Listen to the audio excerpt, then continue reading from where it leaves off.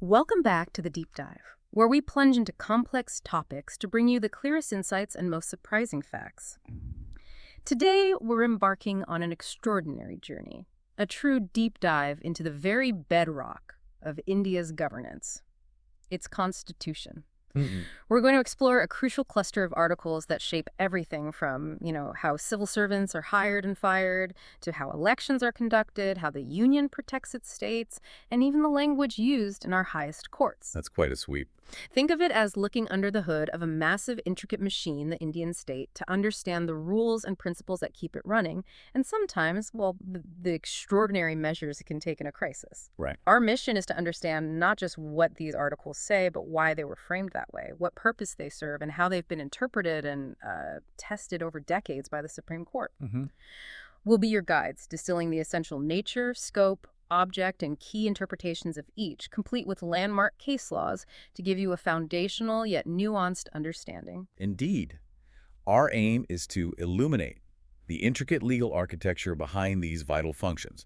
We'll connect the dots, highlight those aha moments where complex constitutional provisions reveal surprising practical implications, and give you a perspective that hopefully cuts through the noise. Exactly. We'll explore the constitutional provisions governing public services, tribunals, elections, special provisions for certain classes, official languages, and the critical emergency powers. Okay, let's unpack this. So let's kick things off with the very backbone of any administration, the public services. How do people get hired? What defines their work? And, what keeps them accountable? Our journey begins with Article 309, which sets the foundational rules for public employment.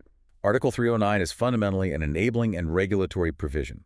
It empowers the appropriate legislature, that's a parliament for union services, and the state legislature for state services to make laws governing both the recruitment, How people get in. right, how people get hired, and the conditions of service, which covers, everything from pay and leave to promotion, discipline, and retirement for public posts. Okay. What's truly insightful here is its crucial proviso. Until these legislatures enact specific laws, the president or governor can step in and make rules. Ah, like a placeholder. Exactly.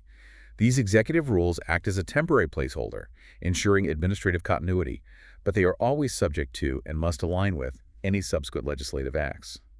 This balance ensures administrative flexibility without undermining the ultimate supremacy of the legislature.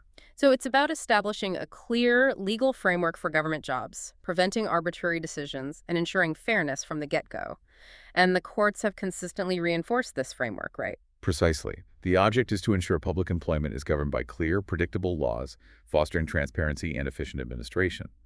The Supreme Court has weighed in significantly. Any key cases? Well, in Roshan Law Tandem v. Union of India, back in 1967, the court established that the relationship between the government and its servants is one of status, not purely a private contract. Status, not contract. What does that mean in practice? It means that once appointed, your rights and obligations are largely determined by statutory rules, which the government can even unilaterally alter. It's distinct from a typical employer-employee contract. Interesting. Then, B.S. Vadera v. Union of India in '69 affirmed that rules made under Article 309's proviso are legislative in character and have the full force of law, binding both government and servants. Okay. So the hierarchy is clear: the Constitution first, then legislative acts, then these executive rules. That sets up a system based on legal status rather than just a contract. But then we encounter Article 310, which introduces the doctrine of pleasure. It sounds like an almost absolute power that you serve at the government's whim. How does this fit into a constitutional democracy with rights and safeguards? It's a fascinating point. The doctrine of pleasure, drawn from English common law, indeed signifies that government servants hold office at the pleasure of the president for union or governor for states. So, termination without cause? On the surface, yes. But what's fascinating and uniquely Indian is how our Constitution immediately modifies this. Article 310 explicitly states, except as expressly provided by this Constitution. Ah, the crucial exception clause. Exactly. This is a critical qualification, primarily by Article 311, which provides crucial procedural safeguards we'll get to. So it's not truly an absolute power, it's a pleasure doctrine with conditions, almost a constitutional contradiction, but a vital one. So it's a powerful principle to ensure accountability and the ability to remove unsuitable employees for efficient administration, but it's not a free pass for arbitrary action. How have the courts interpreted this modified pleasure? The courts have played a pivotal role in softening its common law rigor. In a significant departure from English tradition, State of Bihar v. Abdul Majid back in 1954 held that government servants can sue for arrears of salary. Which they couldn't under the pure English doctrine. Correct. Then, Moti Ram Dekka v. General Manager, N.E. Frontier Railway in 64, firmly established that the pleasure doctrine is subject to Article 311, striking down rules that permitted termination without due process. Right. The most exhaustive discussion probably came in Union of India v. Tulsaram Patel in 1985, affirming Article 311's supremacy even while delineating the limited exceptions. Okay. And Jaswant Singh v. State of Punjab in 91 emphasized that even these exceptions must be based on objective material and are subject to judicial scrutiny against arbitrariness. So the courts are watching. Very much so. The takeaway here is that while the government has the power to remove, that power is carefully constrained by constitutional provisions and judicial oversight. That's a huge relief for civil servants, giving them real protection. Which brings us perfectly to Article 311, safeguards for civil servants, a bulwark against arbitrariness. This sounds like the core of that protection. It absolutely is. Article 311 is a crucial procedural safeguard that limits Article 310's pleasure doctrine. It essentially guarantees civil servants fairness and due process against arbitrary dismissal, removal, or reduction in rank. And how does it do that? What are the safeguards? It has two primary safeguards. First, Clause 1 states that no civil servant can be dismissed or removed by an authority subordinate to their appointing authority. So only a senior enough person can take that step. Precisely. It ensures that major decisions are made by a sufficiently senior official, preventing lower-level vindictiveness. And the second safeguard? Second, and most importantly, Clause 2, mandates an inquiry, informing the employee of the charges against them and giving them a reasonable opportunity of being heard before major penalties like dismissal, removal, or reduction in rank can be imposed. Reasonable opportunity. That sounds key. What does it actually mean? It's been judicially interpreted to include fundamental natural justice principles: the right to receive charges, present a defense, cross-examine witnesses, and access relevant documents. The object is clear: to provide security of tenure, ensuring honest and efficient duty without fear of arbitrary dismissal, and to prevent politically motivated actions. That's a fundamental guarantee of fairness. But are there any situations where this inquiry can be bypassed? You mentioned exceptions earlier. Yes, the second proviso to Clause 2 lists 3 specific and strictly construed situations where the inquiry can be dispensed with. Okay, what are they? First, A, if the civil servant has been convicted on a criminal charge. Second, B, if the authority is satisfied that holding an inquiry is impracticable and records the reasons in writing. Impracticable. How is that judged? Well, that's the tricky one. And third, C, if the president or governor is satisfied that holding an inquiry is not expedient in the interest of the security of the state. Security of the state sounds very broad. It is. But while Clause 3 states the disciplinary authority's decision on impracticability is final, it's not entirely beyond judicial scrutiny for malafoods or, completely irrelevant grounds. The courts have tried to ensure a balance here. What are the key cases that define reasonable opportunity or the application of these provisos? Khemchand v. Union of India from 1958 famously defined reasonable opportunity, though aspects relating to a second opportunity on the penalty itself were later altered by the 42nd Amendment. Yeah, amendments changing things. Always. Union of India v. Tulsaram Patel in 85 became the leading case on the provisos, clarifying when the inquiry requirement is legitimately dispensed with. But a significant development after the 42nd Amendment was Managing Director, ECL, Hyderabad V.B. Karunakar in 1994. What did that establish? It mandated that the employee must receive a copy of the inquiry report before the final decision on punishment is made. This restored a crucial element of fairness, allowing for effective representation against the inquiry's findings. That makes sense. Moving on to Article 312, we encounter the All India Services. This sounds like a unique feature of India's federal structure, creating a cadre of officers who serve both the union and the states. It truly is unique. Article 312 empowers Parliament to create All India Services, like the IAS, IPS, and IFAWAS, which are common to both the union and the states. But there's a vital democratic check. Which is? This power can only be exercised if the Rajya Sabha, the Council of States, passes a resolution with a special majority 2/3 present and voting, declaring such a service necessary to the national interest. So the states, through the Rajya Sabha, have a direct say. Exactly. This provision strengthens cooperative federalism by ensuring a pool of experienced, nationally oriented officers serving across the country. It also allows for the potential creation of an all-India judicial service, although that hasn't been constituted yet. The object is efficient administration and national integration. D.S. Garawal v. State of Punjab, back in '59, upheld the validity of the All India Services Act 1951 and Parliament's power to delegate rulemaking under it. So it's about having common, high-quality administrative standards across the entire country. And what about Articles 313 and 314? They seem to be historical or transitional in nature. You're right. Article 313, Transitional Laws, was a crucial saving clause. It ensured the pre-constitutional laws governing public services continued in force after 1950, provided they were consistent with the new Constitution until new provisions were made. Just to keep things running smoothly. Exactly. Its object was simply to prevent a legal vacuum and ensure administrative continuity immediately after independence. While largely of historical significance now, it was a vital bridge from the old system to the new. And Article 314? Article 314, protection for certain existing officers, originally protected the service conditions of officers appointed by the Secretary of State under British rule who continued serving after 1950. However, this article was repealed by the 28th Amendment in 1972 as these special protections became, well, anachronistic. So both are historical footnotes now illustrating the evolving nature of the Constitution. Precisely. They show how the Constitution adapted over time. With the foundations of public service explored, let's now look at the guardians of merit, the public service commissions.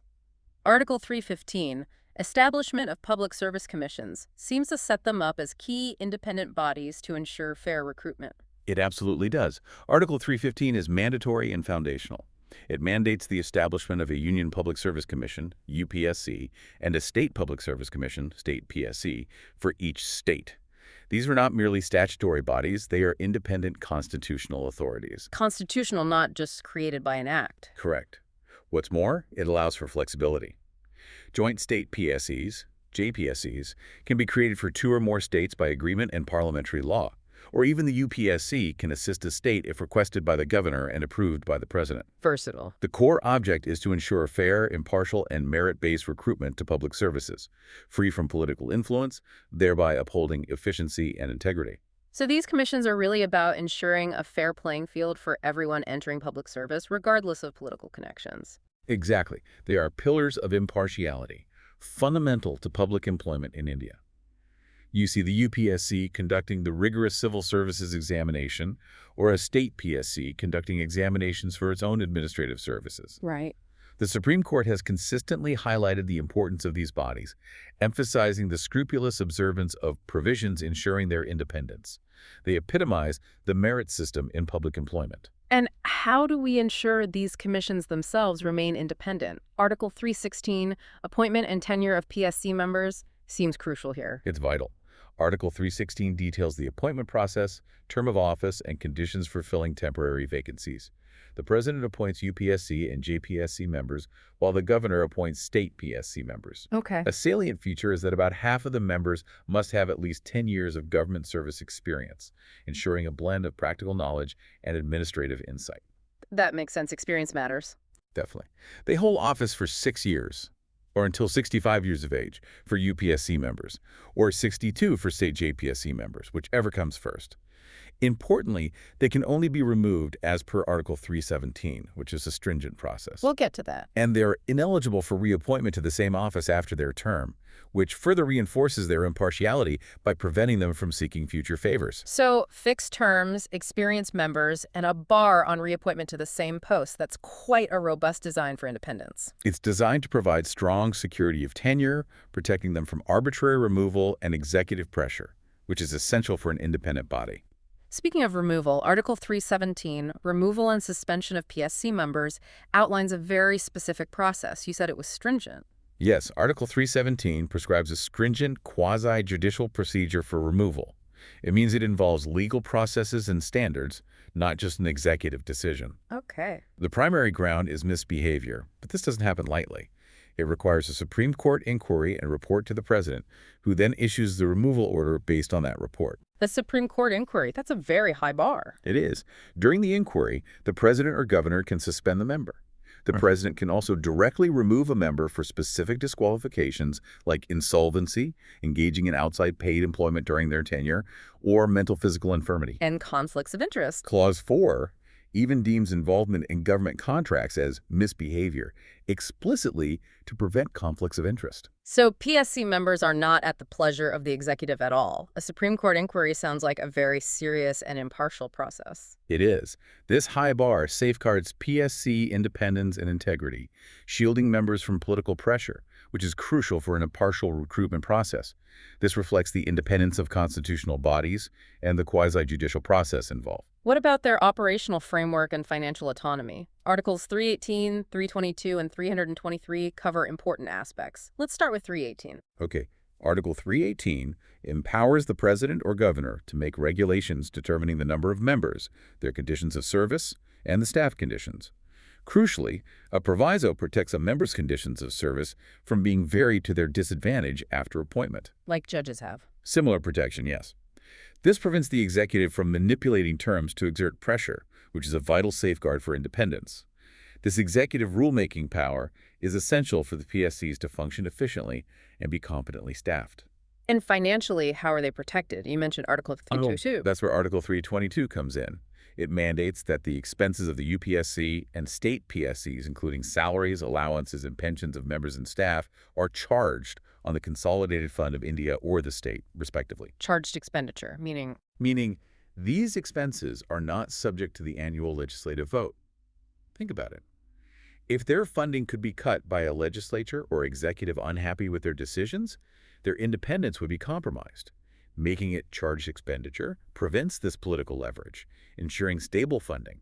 It's a cornerstone of their financial autonomy. That truly makes them independent. But how do they report on their work and ensure accountability to the public? Article 323, reports of PSCs must be key. Absolutely. Article 323 mandates annual reports from the UPSC to the president and from state joint PSCs to governors. But the most potent aspect is that these reports, along with a memorandum, explaining cases where the PSC's advice was not accepted by the government. The non-acceptance part. Yes, and the reasons why it wasn't accepted must be laid before Parliament or the state legislature. So even if the government doesn't have to follow the PSC's advice, they have to publicly justify why they didn't. That's a powerful check on executive discretion. Indeed. While Article 323 states PSC advice is generally advisory, this reporting mechanism, particularly the Memorandum on Non-Acceptance, compels the government to publicly justify any deviation from the PSC's expert recommendations. This ensures transparency and executive accountability, reinforcing checks and balances and the role of independent commissions in a democracy. Before we move on, what about extending their functions beyond their core recruitment role? Article 321 allows for that. Article 321 is an enabling provision. It empowers Parliament or state legislatures to confer additional functions on UPSC state PSC, not just for union state services, but also for local authorities, statutory corporations, or other public institutions. So they could help recruit for PSUs, for example. Potentially, yes. This allows the PSCs to leverage their expertise for recruitment and service matters in a broader public sector landscape, promoting merit-based selection across various government-related entities. For example, Parliament might require UPSC consultation for high-level public sector undertaking, PSU posts, utilizing its established expertise. From the guardians of merit, let's transition to specialized justice. Articles 323A and 323B allow for the establishment of tribunals. What's the core idea behind these, and how do administrative tribunals under Article 323A function? Right. Tribunals are essentially specialized judicial or quasi-judicial bodies. They're designed for speedy and expert resolution of specific types of disputes, often reducing the burden on regular courts. Makes sense. Article 323A specifically empowers Parliament to establish administrative tribunals.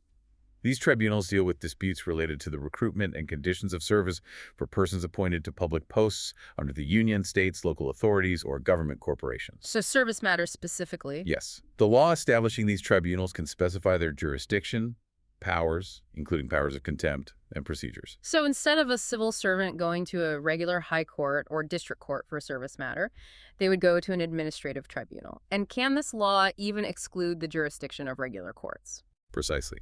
The core object is to provide fast-track justice by specialized bodies, removing the workload from traditional courts. Crucially, a law made under Article 323A can exclude the jurisdiction of all courts except the Supreme Court under Article 136. The special leave to appeal route? Correct. That always remains open. This is how bodies like the Central Administrative Tribunal CAT were established, providing dedicated forums for service-related cases. And Article 323B then extends this tribunal concept to other matters beyond public service. Yes, Article 323B allows the appropriate legislature, either parliament or a state legislature, to establish tribunals for a broader range of specific disputes, complaints, or offenses, provided that legislature has lawmaking power over that subject. Like what kind of subjects? Things like taxation, foreign exchange, industrial and labor disputes, or land reforms. Again, the law establishing these tribunals can specify their powers and procedures, and also exclude the jurisdiction of all courts except the Supreme Court under Article 136. So, similar structure, broader scope. Exactly. This provision enables the creation of bodies, like the Income Tax Appellate Tribunal or the National Green Tribunal, providing specialized adjudication for complex and high-volume areas of law, ensuring expertise and efficiency. Now let's talk about the very heart of democracy, elections. Article 324, the Election Commission, seems to make this body the ultimate guardian of free and fair elections. It absolutely does. Article 324 is a cornerstone of India's democratic framework, vesting the superintendent's direction and control of all elections, Parliament, state legislatures, president, and vice president in the Independent Election Commission of India, ECI. That's a huge mandate. It is. This provision is paramount, ensuring impartiality and insulation from executive influence. The ECI comprises the Chief Election Commissioner, CEC, and other election commissioners, ECs, as the president determines. And how are these vital individuals appointed, and what protects their independence? You mentioned this has evolved. Yes, that's been a significant point of evolution. While the president appoints them, the process saw a landmark development in Anup Baranwal v. Union of India in 2023. The Supreme Court ruled that appointment should be on the advice of a committee comprising the Prime Minister, the leader of the opposition. Or the leader of the largest opposition party. Right, and the Chief Justice of India, until Parliament legislated. And Parliament did legislate. Yes, Parliament did legislate with the Chief Election Commissioner and other Election Commissioners Act of 2023. This modified the committee, crucially removing the CJI and including a union cabinet minister instead. This shift is currently a subject of, well, considerable debate regarding the balance of power and potential executive influence. So a shift in the appointment committee for CEC and ECs, but Article 324 still ensures robust security for the CEC, right? That hasn't changed. No, despite the changes in appointment, the constitutional safeguards for tenure remain strong. The CEC can only be removed like a Supreme Court judge, requiring a special majority in Parliament, and their service conditions cannot be varied to their disadvantage after appointment. And the other ECs? Other election commissioners can only be removed on the recommendation of the CEC. This is crucial for their independence, preventing arbitrary executive pressure. And what about the ECI's powers? Superintendent's direction and control sounds incredibly broad. What does that cover in practice? It is incredibly broad. The Supreme Court in Mohinder Singh Gill and Anner v. the Chief Election Commissioner back in '78, famously called Article 324 a reservoir of power. A reservoir of power. Meaning the ECI has plenary, residuary powers to ensure free and fair elections where the law is silent or insufficient. This covers everything from preparing electoral rolls, delimitation of constituencies, announcing election schedules, recognizing political parties and symbols, enforcing the model code of conduct, to the actual polling and declaration of results. Wow, pretty much the entire process. Almost everything. For instance, the ECI announcing general election dates or deploying central armed police forces in a state for election security are direct exercises of these wide powers. T.N. Seshan v. Union of India affirmed the multi-member commission structure and the similar security of tenure for all ECs. Election Commission of India v. Ashok Kumar also limited judicial review during the electoral process to prevent elections from being stalled by litigation. The legal maxim here is the independence of the election machinery and free and fair elections as part of the basic structure. Next, Article 325. One role, no discrimination. That seems like a very direct, fundamental principle. It's absolutely foundational for an egalitarian democracy. Article 325 mandates a single general electoral roll for every territorial constituency for both parliament and state legislatures. One list for everyone in that area. Correct. It explicitly prohibits discrimination in electoral roll preparation solely on grounds of religion, race, caste, or sex. This means you cannot be deemed ineligible for inclusion, nor can any group claim a special electoral role based on these criteria. So no separate lists based on religion or caste. Absolutely not. The object is to ensure political equality, dismantle communal electorates, a legacy of the British era, uphold secularism, and guarantee voting rights without discrimination. For example, an electoral officer cannot refuse voter registration based on a person's sex or caste, nor can any religious group demand a separate electoral role. It's a core tenet of non-discrimination in electoral processes. And who gets to vote? Article 326, adult suffrage, clarifies that crucial point. Article 326 is the cornerstone of our representative democracy, mandating elections to the Lok Sabha and state assemblies on the basis of adult suffrage. Meaning every adult citizen gets a vote, right? Essentially, yes. Every citizen of India who is 18 years or older this age was lowered from 21 to 18 in 1989 by the 61st Amendment and isn't disqualified by law on specific grounds like non-residence, unsound mind, crime, or corrupt practice is entitled to be a voter. Its object is to establish universal adult suffrage, ensuring political equality and the foundation of representative democracy. Electoral laws like the Representation of the People Acts give effect to this. People's Union for Civil Liberties, PUCL v. Union of India, emphasized that the right to vote is a constitutional right, and an informed vote requires knowing candidate antecedents. Anukul Chandra Pran v. Union of India upheld the disqualification of persons in prison from voting as a reasonable restriction. The maxim here is universal adult suffrage as a constitutional right. Moving on, who makes the detailed laws for these elections? Article 327 gives Parliament's power over electoral laws. Article 327 confers broad plenary legislative power on Parliament to make provisions for all matters related to elections to Parliament and state legislatures. This includes preparing electoral rolls, delimitation of constituencies, and other necessary matters for the due constitution of the houses. So Parliament covers pretty much everything. Yes, but this power is subject to the provisions of this Constitution, meaning it must align with other constitutional principles, particularly fundamental rights. Its object is to provide a comprehensive, uniform electoral law across the nation and enable adaptations to changing needs. This is the constitutional basis for key parliamentary enactments, like the Representation of the People Acts, 1950-1951, and the Delimitation Acts. So Parliament has the primary overriding power, ensuring national uniformity. Does that leave any room for state legislatures? Article 328. Article 328 grants a limited residual power to state legislatures to make laws for their own elections, only if and to the extent Parliament has not made provision on such matters. So only if Parliament hasn't covered it. Exactly. This power is clearly subordinate to Parliament's Article 327 power. Its object is to allow states to make specific local provisions or fill minor gaps, if consistent with central laws.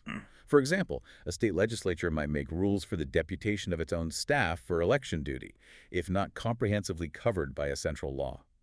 The doctrine of occupied field is very relevant here. If Parliament has extensively legislated on a subject, the state's power to legislate on that same subject is curtailed. Finally, we come to Article 329, bar to court interference. This sounds like it protects the electoral process from endless litigation and ensures its smooth, timely completion. That's precisely its purpose. Article 329 imposes a constitutional bar on courts interfering in certain electoral matters. First, Clause A states that the validity of laws relating to delimitation of constituencies or allotment of seats cannot be questioned in any court. So boundary decisions are final. Yes, this gives finality to the arduous process of boundary demarcation.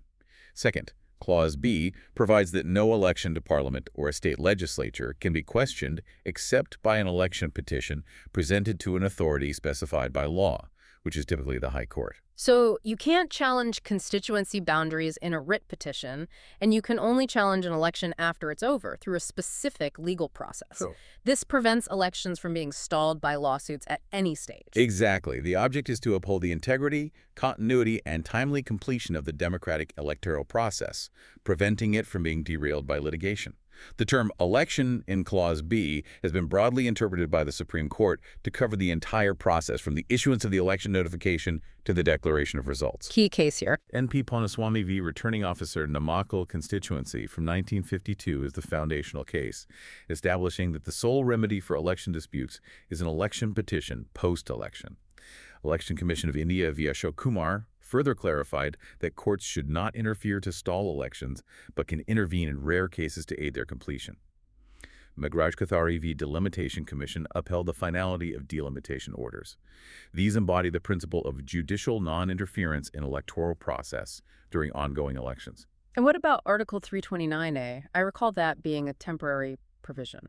Article 329A contains special provisions for PM speaker elections, but was a fleeting constitutional experiment. It was repealed by the 44th Amendment in 1978 and no longer has any provisions in force, serving purely as a historical note. It illustrates how the Constitution could be amended to respond to specific circumstances and then amended again to remove provisions deemed unnecessary or problematic. Let's transition to a very important area: affirmative action and representation for historically marginalized communities. Article 330, reservation for SC/ST in Lok Sabha, is where that begins, ensuring political voice for scheduled castes and tribes. Article 330 is a cornerstone of India's commitment to social justice. It mandates the reservation of seats in the Lok Sabha for scheduled castes, SCs, and scheduled tribes, STs, based on their population proportion. Proportionality again. Yes. This provision ensures political representation for these historically marginalized communities in the nation's primary legislative body. The number of reserved seats is determined, as nearly as possible, by the proportion of their population in a state or union territory to its total population, making it a proportional representation mechanism. So if a state has, say, 20% SC population, roughly 20% of its Lok Sabha seats would be reserved for SC candidates. This ensures their voice is heard directly in Parliament. That's the principle, precisely. The object is to guarantee adequate political representation, empower these communities, and integrate them into the political mainstream, addressing historical disadvantages. Specific constituencies are identified and earmarked as reserved by the Delimitation Commission. And the courts have upheld this. Generally, yes. Cases like R.C. Pudiyal v. Union of India, though on a different context, Sikkim's representation, affirmed that such reservations are justified departures from strict one-person, one-vote to ensure fair representation of weaker sections. This is a clear example of protective discrimination aimed at achieving political justice. There were also provisions for Anglo-Indian representation, specifically Article 331 for the Lok Sabha and Article 333 for state assemblies. What was their purpose, and what is their current status? Historically, Article 331 empowered the president to nominate not more than 2 members of the Anglo-Indian community to the Lok Sabha if their representation was deemed inadequate. Similarly, Article 333 allowed the governor of a state to nominate 1 member of the Anglo-Indian community to the state legislative assembly under similar circumstances. Why just them specifically? The object was to ensure a voice for this small, dispersed minority community in legislatures, given their unique history.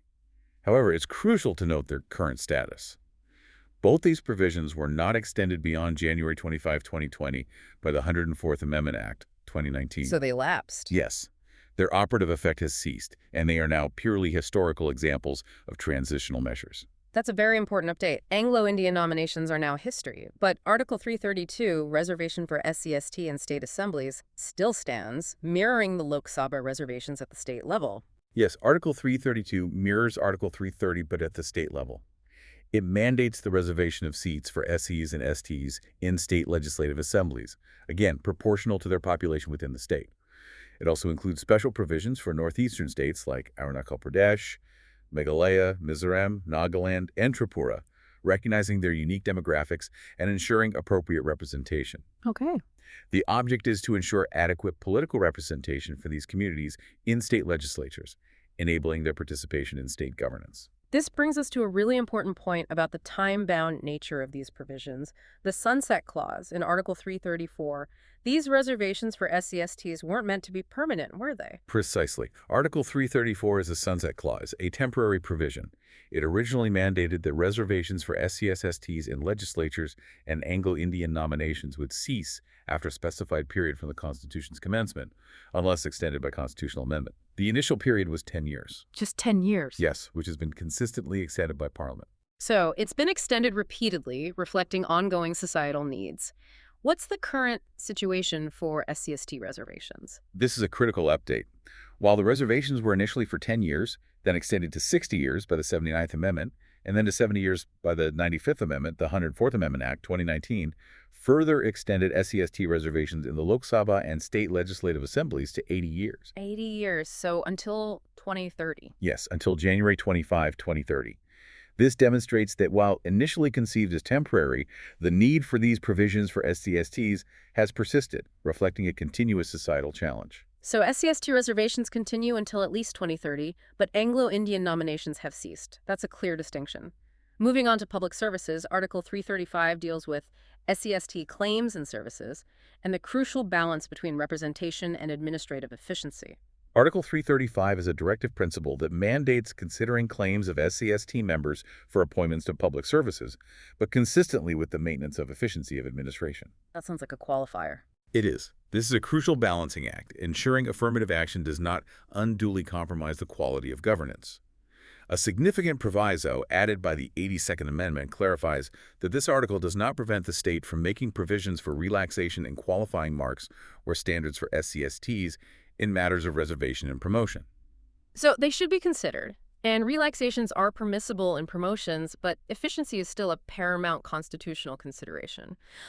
What's the judicial interpretation here? It sounds complex. It is complex. This article has been central to landmark cases on reservations. In Indra Sawhney v. Union of India, the famous Mandal Commission case, the Supreme Court extensively discussed efficiency of administration under Article 335 in the context of reservations. That's right.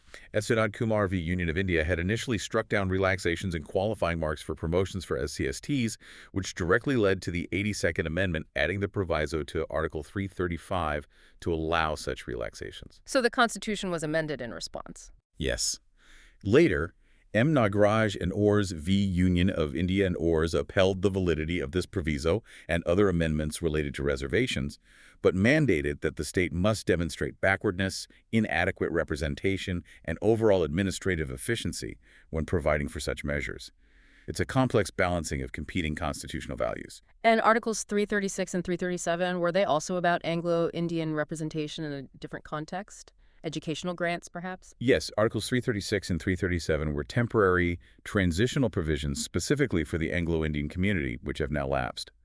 Article 336 provided for special arrangements for Anglo-Indian appointments to specific union services like railways, customs, postal, and telegraph, or a limited 10-year period with phased reduction. Okay. Similarly, Article 337 guaranteed continuation of special educational grants for Anglo-Indian institutions for 10 years, with phased reduction and a condition to admit 40% non-Anglo-Indian students, promoting integration.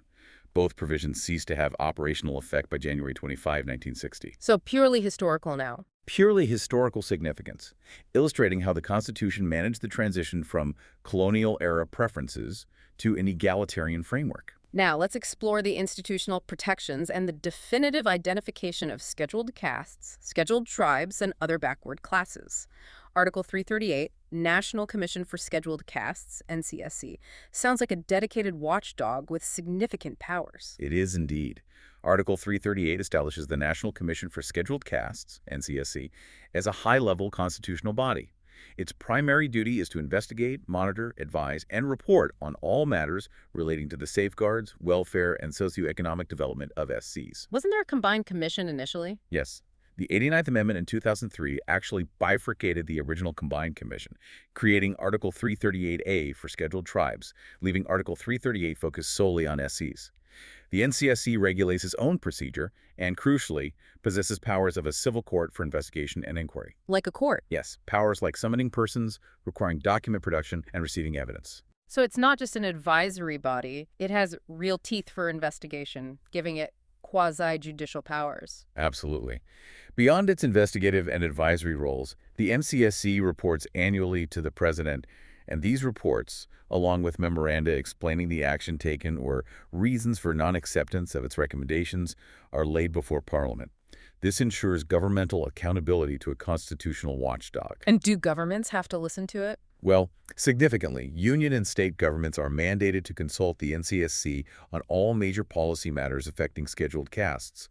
This enhances NCSC's influence in policymaking and ensures its voice is heard at the highest levels. Article 339, Union control over scheduled areas and tribes, points to a special responsibility of the Union for tribal welfare. This article highlights the Union's special responsibility towards scheduled tribes and the administration of scheduled areas. It empowers the President to appoint a commission at any time, but mandatorily after 10 years from the Constitution's commencement, to report on the administration of scheduled areas and the welfare of scheduled tribes in the states. A mandatory review. Yes. Furthermore, Clause 2 extends the union's executive power to direct states on drawing up and executing schemes essential for ST welfare. So the union has both an oversight and a directive role for tribal welfare, almost a protective governance role. That's right. The object is to ensure scheduled area administration truly aids ST development and to promote ST welfare across states, given their unique vulnerabilities. This continuous mandate means the union can guide and oversee state efforts, as seen when the Union Ministry of Tribal Affairs directs a state to implement a specific tribal healthcare scheme under Article 339(2). Any relevant cases? Cases like Samatha v. State of AP, while in the fifth schedule, highlighted the constitutional imperative to protect tribal interests, aligning with Article 339's objectives. It reflects cooperative federalism with union guidance and control in specific matters. Next up, Article 340. This is about identifying backward classes for upliftment, right? The OBCs. Yes, Article 340 is the enabling provision for the president to appoint a commission to investigate the conditions of socially and educationally backward classes, SEBCs, commonly referred to as other backward classes, OBCs. What's the commission's job? The commission is tasked with identifying their difficulties and recommending steps for their amelioration, including grants. After the investigation, the commission presents a report to the president, which, along with a memorandum explaining the action taken, is laid before Parliament. So this is about evidence-based policymaking for reservation and welfare, ensuring proper identification of the beneficiaries. Thinking of the Mandel Commission here. Precisely. Its object is to gather evidence for policy on SEBCs, ensuring parliamentary oversight of the government's response to the recommendations. This article was central to the Indira Sandhi v. Union of India, the Mandel Commission case, which extensively discussed the identification criteria for SEBCs and the pivotal role of such commissions in providing data and recommendations for reservations. It's about ensuring identification of beneficiaries for special provisions is grounded in thorough investigation. Now, to the definitive lists, Article 341, Scheduled Castes, and Article 342, Scheduled Tribes. How are these communities officially identified, and why is that important? It sounds very formal. Articles 341 and 342 prescribe the exclusive mechanisms for officially deeming communities as scheduled castes and scheduled tribes, respectively. It's a two-step process to ensure clarity and prevent arbitrary changes. 2 steps. First, the president issues a public notification specifying the castes or tribes in relation to a particular state or union territory, after consultation with the governor for states. Second, and crucially, only Parliament by law can make any subsequent inclusions or exclusions from these notified lists. So no state government or even the president can unilaterally add or remove a community from these lists after the initial notification. It strictly requires an act of Parliament. Exactly. That's a crucial safeguard for the integrity of these lists. The object is to provide clear, authoritative identification for communities that have historically suffered untouchability for SCs or are tribal, based on distinctive traits and backwardness for STs. This ensures that constitutional safeguards and benefits reach the deserving, preventing arbitrary changes by executive action. The lists are state UT specific. What have the courts said about the conclusiveness of these lists? It sounds like they're meant to be definitive. The judiciary has been very firm on their conclusiveness. In Bayalal v. Harikishan Singh, the Supreme Court held that the presidential notification under 341 is final and conclusive. Courts cannot go behind it. Okay. Similarly, State of Maharashtra v. Myland and Ors, a seminal judgment on Article 342 for scheduled tribes, unequivocally held that the ST list notified under 342(1) is final and conclusive, and no authority courts, tribunals, or state governments can add or subtract from it.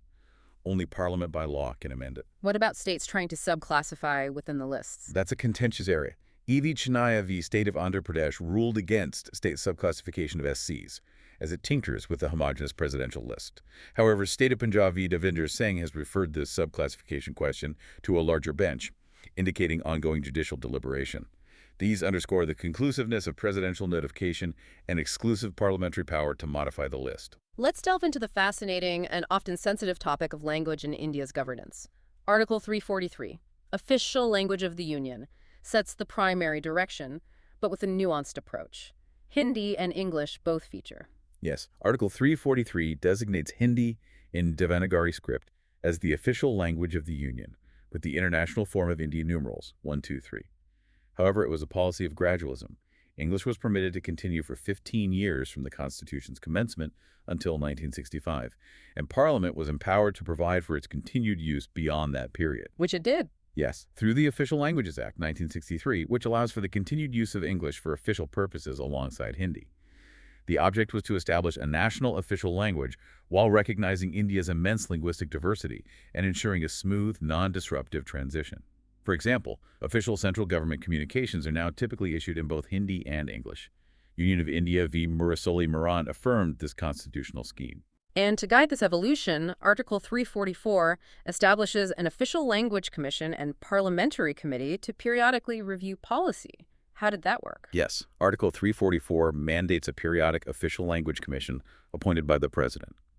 This commission is tasked with making recommendations on the progressive use of Hindi and restrictions on English, always considering India's cultural and scientific advancement and the legitimate interests of non-Hindi-speaking areas and public services. So balancing interests. Exactly. These recommendations are then examined by a parliamentary committee comprising 30 members from both Lok Sabha and Rajya Sabha, which reports its opinion to the president.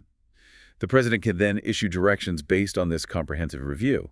This two-tier system, expert and political, ensures a consultative and phased approach, balancing competing linguistic interests.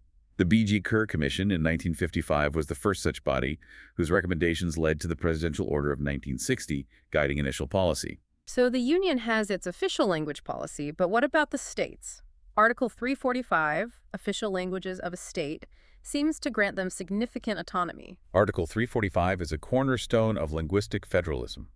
It grants state legislatures the autonomy to adopt by law any one or more languages in use in the state, or Hindi, as official languages for the state. So they can choose. Yes. English continues to be used for official purposes within a state until its legislature provides otherwise by law. This enables states to use local languages for administration, promote regional languages, and make governance more accessible to its citizens. For instance, Tamil Nadu adopted Tamil, while Uttar Pradesh adopted Hindi. Many northeastern states, given their linguistic diversity, have chosen English as their official language. Courts generally uphold the state's power here, provided it doesn't violate other constitutional provisions. What about communication between states or between a state and the union? A common language must be crucial for smooth functioning. Article 346 addresses that.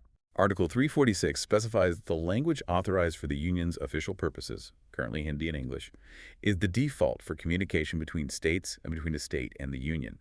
This provides a uniform rule to ensure clarity and understanding in intergovernmental communication. But there's flexibility. Yes, it includes a practical proviso. 2 or more states can mutually agree to use Hindi among themselves for official communications. This fosters federal cohesion by ensuring a common, understood medium for official correspondence while allowing for regional preferences where there's agreement.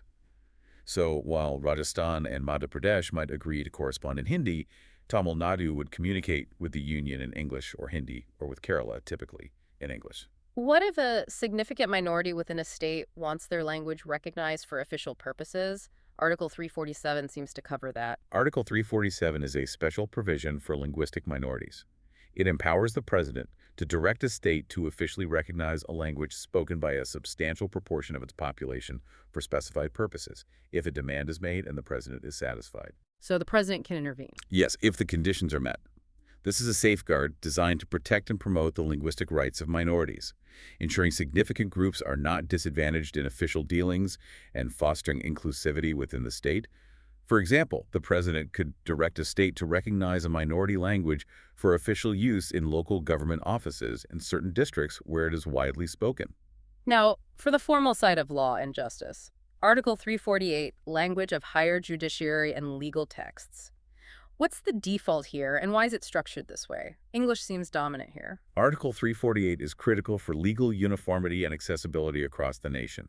It mandates English for all proceedings in the Supreme Court and High Courts, and for the authoritative texts of all central and state legislation, bills, acts, ordinances, and subordinate legislation until Parliament provides otherwise by law.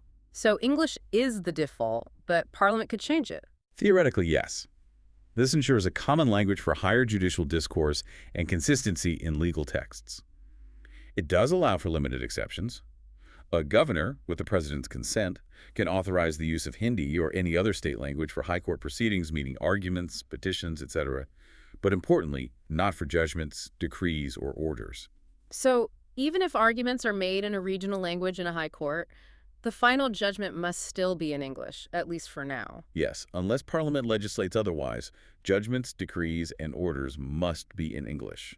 This is crucial for consistency, ensuring that judgments from one high court can be easily understood and cited in another, and for pan-India reference, especially in the Supreme Court. What about laws passed in regional languages? If a state law is passed in a regional language, Article 348 requires an authoritative English translation, published under the governor's authority, to be deemed the authoritative text.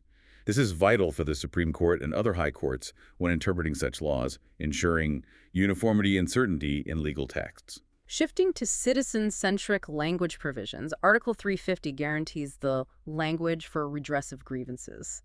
What does that mean? Article 350 guarantees every person the right to submit representations for the redress of grievances to any union or state officer or authority in any language used in the union or the state. So I can write in my language. Yes, if it's a language used in that state or the union. This is a direct empowerment for citizens, ensuring that linguistic barriers do not prevent them from seeking administrative recourse. For instance, you can write a complaint to a government department in your local regional language if that language is recognized for use in the state's administration. And Article 350A, mother tongue instruction at primary stage. This sounds like a crucial right for linguistic minorities. Article 350A is a directive principle for states and local authorities to endeavor to provide adequate facilities for instruction in the mother tongue at the primary stage of education for children belonging to linguistic minority groups. Endeavor, so not strictly mandatory. It's a directive urging states to make efforts. The president may even issue directions to states to secure these facilities. It promotes linguistic minority education rights at a foundational level, recognizing the importance of learning in one's native language in early years. We also have Article 350B, which mentions a special officer for linguistic minorities, and Article 351, a directive for development of Hindi language. Briefly, what do they do? Right. Article 350B provides for the appointment of a special officer for linguistic minorities to investigate all matters related to the safeguards provided for linguistic minorities under the Constitution and report to the president. This officer acts as a watchdog for their interests. Okay. And 351. Article 351 contains a directive to the union government regarding the promotion and development of Hindi. It calls upon the union to promote the spread of the Hindi language and to develop it so that it may serve as a medium of expression for all the elements of the composite culture of India, enriching it by drawing from other Indian languages. This reinforces Hindi's status as the official language with a view to its enrichment and wider acceptance. Now, we arrive at one of the most impactful and debated parts of the Constitution, the emergency provisions. This is where the Constitution contemplates situations of extreme national crisis. Article 352, Proclamation of Emergency, covers a national emergency. When can this be declared, and what are the crucial checks? This seems like a huge power. It is a huge power. Article 352 empowers the president to proclaim a national emergency if India's security or any part of it is threatened by war, external aggression, or armed rebellion. War, external aggression, or armed rebellion, not internal disturbance. Correct. Crucially, armed rebellion was substituted for internal disturbance by the 44th Amendment in 1978. This was a direct response to the controversial 1975 emergency declared on the vaguer internal disturbance ground, making the criteria for a national emergency far more stringent and preventing its easy misuse for political ends. So it can't be declared simply because of some internal unrest. It has to be a full-blown armed rebellion. What checks are there on the president's power to declare such an emergency? Significant checks were introduced by that same 44th Amendment. The president cannot issue a proclamation unless the decision of the Union Cabinet, Prime Minister and Cabinet Ministers, is communicated to them in writing. In writing, that's specific. Yes. This mandatory written cabinet advice is a critical safeguard against arbitrary executive action by a single individual, say, just the Prime Minister. Furthermore, the proclamation must be laid before both houses of Parliament and ceases after 1 month. Unless approved by special majority resolutions in both houses, that's a majority of total membership, A&D, 2/3 present and voting. Special majority approval. And how long does it last?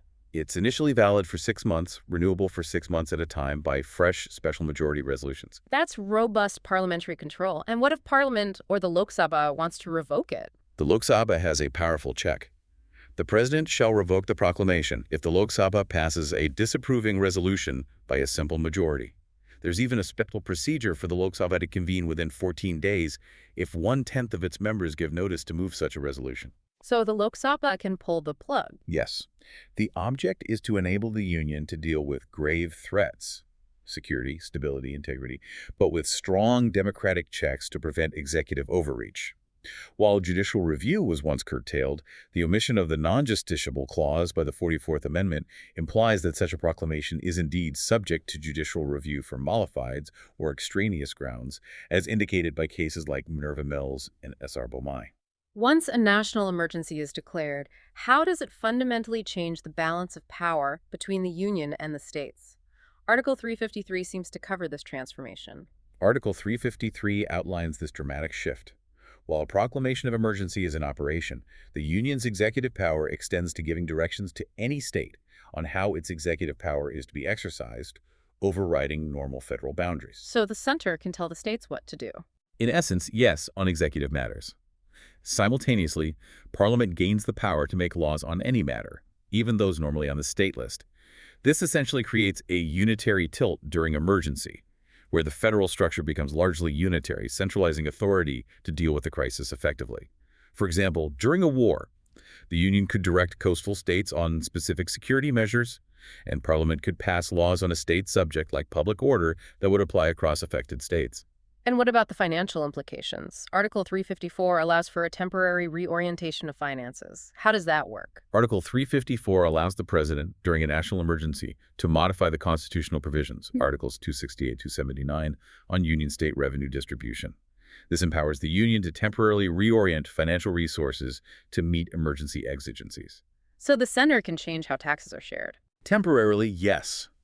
For instance, the President could direct modifications to shared tax revenues to prioritize defense spending during wartime, ensuring that national needs are met without being constrained by normal financial arrangements. These changes are temporary, and every such order must be laid before Parliament for oversight. Before we delve into President's rule, Article 355 outlines a crucial duty of the Union to protect states. This sounds like the foundational principle for Union intervention, maybe even for imposing President's rule later. Article 355 is indeed a fundamental duty imposed on the Union, not just a power. It casts a threefold responsibility to protect every state against external aggression, against internal disturbance, and to ensure that the government of every state is carried on in accordance with the provisions of this Constitution. Ensure constitutional governance. That sounds key. It is. This underpins the Union's overarching responsibility for national integrity and constitutional order within states. It provides the crucial rationale for Union intervention, whether by deploying central forces in an insurgency or issuing warnings to a state government that is repeatedly violating constitutional provisions. It's the basis for the Union stepping in. This duty then becomes the basis for the more controversial President's rule under Article 356 when constitutional machinery fails in a state. This one gets talked about a lot. Exactly. Article 356, commonly known as President's Rule, is perhaps the most controversial provision in the Constitution. It empowers the President to assume state government functions if satisfied, from the governor's report or otherwise, that the state government cannot be carried on in accordance with the provisions of this Constitution. Failure of constitutional machinery. Yes. The state legislature's powers are then vested in Parliament. This power has been invoked numerous times, often controversially, due to political instability, breakdown of law and order, or subversion of constitutional processes. So it effectively suspends state autonomy and brings the state under direct Union control. What are the checks here to prevent political misuse? Because that's often the allegation. It does temporarily suspend autonomy. The proclamation requires parliamentary approval by a simple majority within 2 months, and it's generally valid for 6 months, extendable for 6 months at a time, but not beyond 3 years in total, generally. 3 years max, usually. Yes. Crucially, the 44th Amendment introduced stringent conditions for extension beyond 1 year. A national emergency must be in operation in the whole or part of the state, and the Election Commission must certify that holding state elections is impossible. So it's harder to extend it beyond a year now. Much harder. And S.R. Bomai v. Union of India is the locus classicus here, the landmark case. It established the justiciability of Article 356 proclamations. Meaning courts can review it. Yes. It laid down extensive guidelines, clarifying that the Union's duty under Article 355 to protect the state should be exhausted first. and that the president's satisfaction is not immune from judicial review if based on malafide or irrelevant grounds. This judgment significantly reined in the arbitrary use of Article 356. So the courts can step in to prevent misuse, which is a major shift from earlier interpretations. And what about legislative powers when a state is under president's rule? Article 357. Does Parliament just make all the laws? Article 357 details how legislative powers are exercised during president's rule. Parliament can confer on the president the power to make laws for the state or delegate this power to another authority. Importantly, laws made during president's rule continue in force even after it ceases, until modified or repealed by the restored state legislature. So the laws don't just disappear when president's rule ends? No, that ensures a continuous legal framework and avoids a legislative vacuum for the state while it is under direct union governance. Now, on to the impact on fundamental rights during emergencies. Article 358 deals with Article 19 specifically, which protects freedoms like speech and assembly. How are they affected? Article 358 provides for the automatic suspension of the 6 freedoms guaranteed by Article 19 during a proclamation of emergency. But here's another vital 44th Amendment change. This automatic suspension only happens if the emergency is proclaimed on grounds of war or external aggression, and not if it's due to armed rebellion. Not for armed rebellion. That's crucial. Yes. This was a crucial safeguard to prevent the kind of excesses seen during the 1975 emergency, which was declared on grounds of internal disturbance. Moreover, only laws and executive actions explicitly related to the emergency are protected from Article 19 challenges. If a law or action isn't connected, Article 19 can still be invoked. So if there's an emergency due to an armed rebellion, my freedom of speech is not automatically suspended. That's a huge protection. Correct. This significantly narrows the scope of Article 358. Ensuring that fundamental freedoms are not curtailed unnecessarily during internal unrest. It's a key safeguard against potential abuse. And what about other fundamental rights? Article 359 allows for the suspension of enforcement of Part 3 rights during emergencies. Does this suspend the rights themselves? Article 359 empowers the president, during any proclamation of emergency, to issue an order suspending the right to move any court for the enforcement of specified fundamental rights. It's crucial to understand that it suspends the remedy, your ability to go to court, not the rights themselves. The remedy, not the right. Exactly. However, the most significant change, again by the 44th Amendment, is that Articles 20, protection in respect of conviction for offenses, and 21, protection of life and personal liberty, cannot be suspended under any circumstances. This is huge, effectively overturning the infamous habeas corpus case of 1976, which controversially allowed Article 21's enforcement to be suspended. My right to life and personal liberty is always enforceable, even during an emergency. Exactly. The 44th Amendment made Articles 20 and 21 inviolable, directly addressing the ADM Jabalpur v. Shivkant Shukla judgment. Now, an individual can always challenge an arbitrary arrest under Article 21, even during an emergency. This is a critical constitutional safeguard embodying the balancing individual liberty with state security in times of crisis. Like Article 358, Article 359 also has a nexus requirement for state actions to be immune from challenge, meaning they must explicitly relate to the emergency. What was Article 359A, application to Punjab? That sounds very specific. Article 359A was a highly controversial temporary provision inserted by the 59th Amendment in 1988. Specifically for Punjab due to severe insurgency. It allowed for emergency on internal disturbance, for Punjab only, and modified the suspension of Article 19 even for internal disturbance. That sounds quite extreme. It was heavily criticized for its drastic nature, was allowed to lapse in March 1990, and formally repealed by the 63rd Amendment in January 1990. It's a key example of a specific, lapsed measure responding to a particular grave crisis, and then being removed once the immediate threat subsided or the measure was deemed politically untenable. Lastly, in this section, Article 360, Financial Emergency. Has this ever been used? It sounds quite serious. Article 360 empowers the president to proclaim a financial emergency if the financial stability or credit of India, or any part, is threatened. During this, the Union gains extensive financial powers over states. Like what kind of powers? The president can direct states to observe financial propriety, reserve money financial bills for presidential consideration, and even direct the reduction of salaries of all government employees, including judges of the Supreme Court and high courts. Cutting judges' salaries, that's drastic. It is a truly drastic power, indicating the severity of the economic crisis it's designed to manage. Interestingly, Article 360 has never been invoked to date. Never. While there's no direct case law, Principles of judicial review for other emergency powers would apply by analogy to Article 360, meaning the president's satisfaction would likely not be completely immune from judicial scrutiny post-44th Amendment. And finally, a few miscellaneous but important provisions to round off our deep dive. Article 361, Protection of President and Governors, seems to grant them a special status, some kind of immunity. Yes, Article 361 deals with the protection afforded to the president and governors from criminal and civil proceedings during their term of office. For instance, no criminal proceedings can be instituted or continued against them in any court during their term. This immunity from certain legal actions while in office recognizes their high constitutional status and aims to ensure they can discharge their duties without harassment or politically motivated litigation. And Article 362, Rights of Rulers of Indian States. That sounds historical. It is.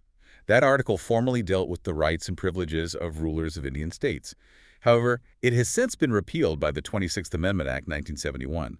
It's now purely of historical significance, reflecting the process of integration of princely states and the abolition of privy purses and princely privileges, which marked a major step towards a more egalitarian society. Lastly, Article 363, bar to interference by courts in disputes arising from certain treaties and agreements. What kind of disputes? Article 363 imposes a bar on judicial interference in disputes arising from certain pre-Constitution treaties, agreements, covenants, sanads, etc., between the government and any ruler of an Indian state, or in disputes concerning rights or privileges arising from such agreements.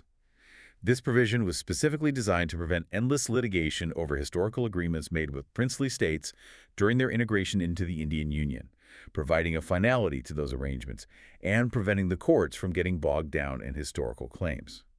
So we've just traversed an incredible landscape of constitutional provisions, haven't we?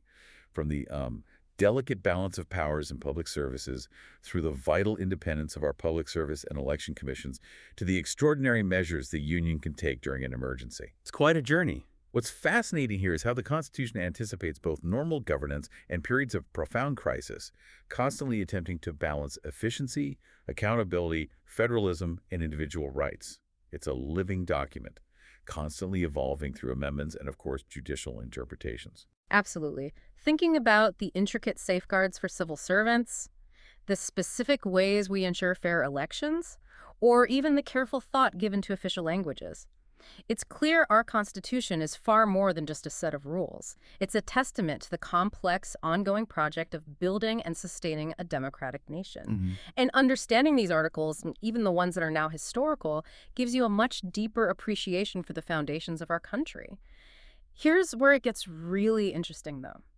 As we look at how certain provisions, like Article 334, the sunset clause for reservations intended to be temporary, have been continuously extended. Right, extended again and again. Or how others like 359A were introduced and then repealed, what does this all mean for the concept of temporary in our constitutional framework? Are some needs just more persistent than the framers initially envisioned, or does it reflect something else? That raises an important question for you, the listener, to ponder. Consider how the dynamic interplay between the constitutional text itself, legislative action, executive decision, and judicial review shapes the practical reality of these provisions. It's not just the text, it's how it's used and interpreted. Precisely. The Constitution provides the framework, but its life is in its continuous interpretation and application to the ever-changing needs of a diverse democracy. We encourage you to keep exploring, keep questioning, and keep diving deep into the foundations that shape our shared future.